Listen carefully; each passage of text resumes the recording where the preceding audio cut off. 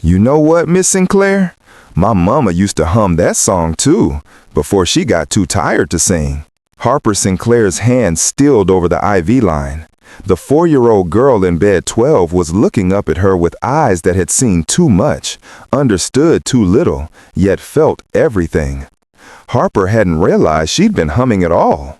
Did she? Harper whispered, adjusting the blanket around tiny Lily Ashford's frail shoulders. Daddy says she's watching from heaven now. Do you think she can see me getting better? Harper's throat tightened. Lily wasn't getting better. Stage 3 leukemia had other plans. But those wide hazel eyes deserved hope, not medical charts. I think she sees every brave moment, sweetheart. That conversation happened on a Tuesday. By Thursday, Harper's world had quietly crumbled further. She'd worked double shifts for 3 weeks straight, not by choice, but by necessity. Her father's dementia care facility had raised their rates again. Her younger brother, Mason, was trying to finish community college while working nights at a warehouse, his tuition still short by $800. Their mother had passed 5 years ago from the same disease Lily was fighting now. Harper had been 24 then, a first-year nurse who'd watched her mother slip away in a room just like this one. That's why pediatrics oncology. That's why every shift felt personal. Friday evening, Harper stood before her cramped apartment bathroom mirror, staring at the faded scrubs hanging behind the door. Her nursing school friend Rebecca was getting married Sunday. The invitation had come 6 months ago, back when Harper thought she might scrape together enough for a simple dress. She'd even picked one out, a soft blue sundress on sale for $98 at a local shop. But then her father fell. The emergency room visit, the medication adjustments, the facility's incident fee. The dress stayed in the shop window. "You're still coming, right?" Rebecca had asked yesterday, hopeful. I'll try," Harper had lied softly. Saturday morning, Harper arrived at the hospital for another shift. Lily's room was quieter than usual.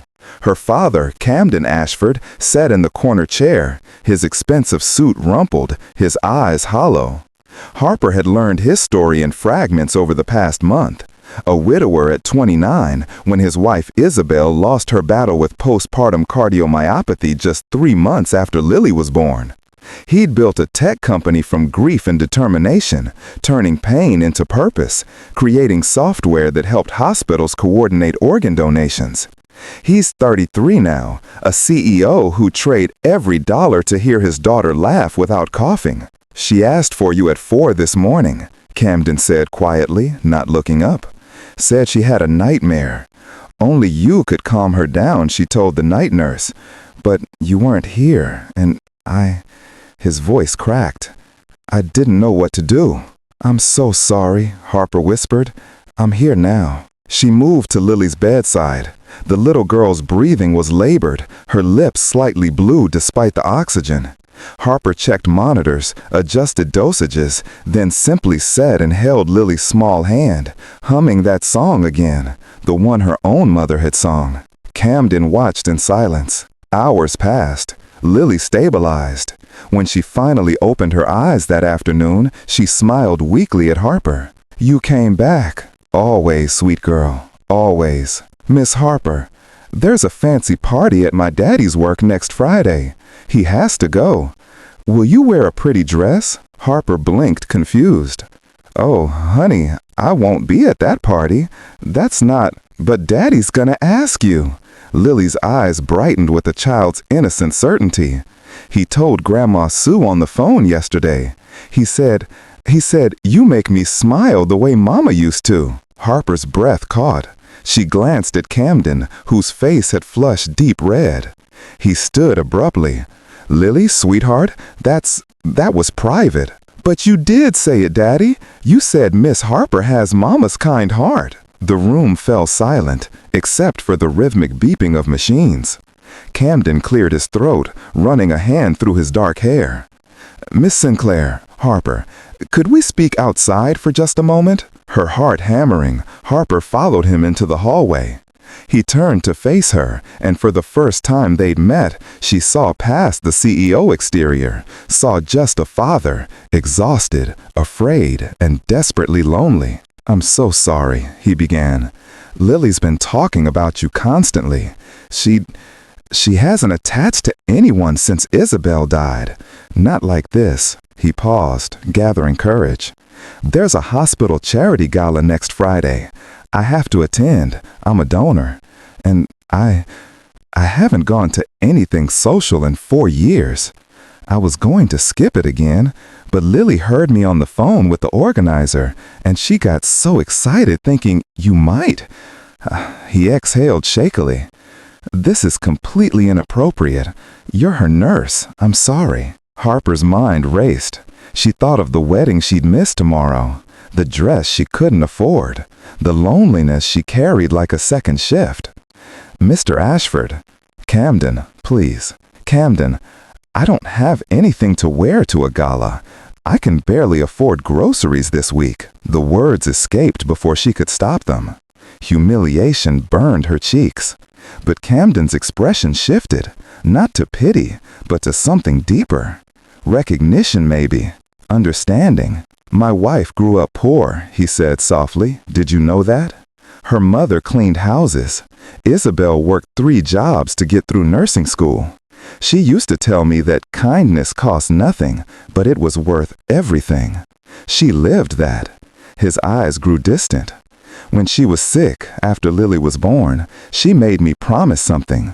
She said, 'Cam, if you ever meet someone who sees people the way I do, someone who gives even when they have nothing left to give, don't let them disappear. The world needs them too much.'" Tears slipped down Harper's face before she could stop them. Camden took a careful step closer. "You stay late when your shift ends. You sing to scare children. You remember Lily's rabbit's name is Mr. Hopsworth. You've been wearing the same 2 pairs of scrubs for weeks, but you still brought Lily those coloring books from the dollar store." His voice dropped to barely a whisper. "You remind me that good people still exist.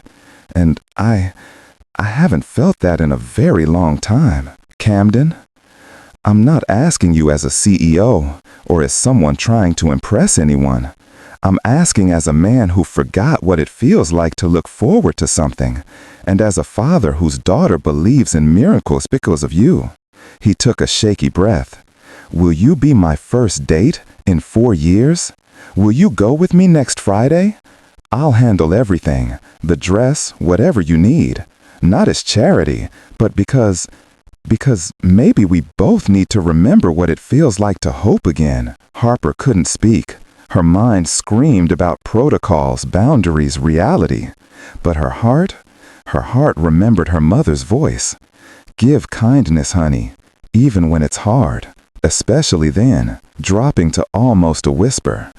"I finished my shift at 7 that night, but I'd need to check on Lily first before we leave." Camden's eyes lit up with something that looked like dawn breaking. Of course, always her first. From inside the room, Lily's weak voice called out, "Did you say yes, Miss Harper? Did you?" Harper laughed through her tears, pushing open the door.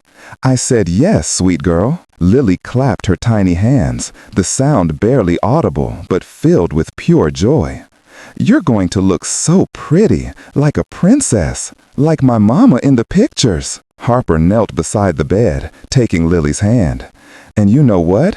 You're going to help me pick the color. Deal?" "Deal," Lily whispered, her eyelids already growing heavy. "Pick blue, Miss Harper. Blue like hope." 1 week later, Harper stood in a simple cornflower blue gown, not expensive, just honest, next to a man who'd forgotten how to smile and was slowly remembering.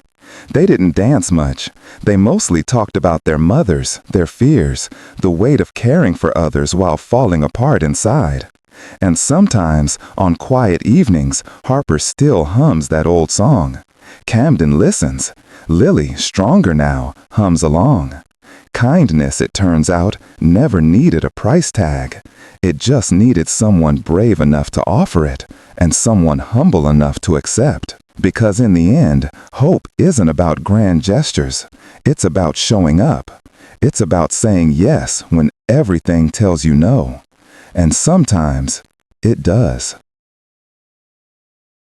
If you enjoyed this story, please like, share, subscribe, and comment.